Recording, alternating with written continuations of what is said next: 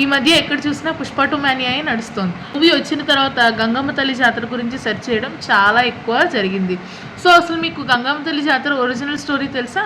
ఈ వీడియోలో తెలుసుకోండి. ఈ కథ తెలుసుకోవడానికి మనం 900 సంవత్సరాల క్రితం జరిగిన ఒరిజినల్ స్టోరీని తెలుసుకోవాలి. తిరుపతికి దగ్గరున్న అవిలాల అనే గ్రామంలో ఒక పాలెగాడు ఉండేవాడు. ఏ ఆడపిల్లని కనిపించినా ఆ పాలెగాడు చెరుస్తూ ఉండేవాడు. పెళ్లి కాని వాళ్ళని తన దగ్గరికి వచ్చిన తర్వాత మాత్రమే వేరే వాళ్ళకి అప్పగించేవాడు అనమాట. పాలెగాడి బాధల్ని తట్టుకోలేక అవిలాల గ్రామం ప్రజలందరూ కూడా అమ్మవారిని వేడుకున్నప్పుడు గంగమ్మ తల్లి ఆ ఊళ్ళో ఒక పాప కింద జన్మిస్తుంది.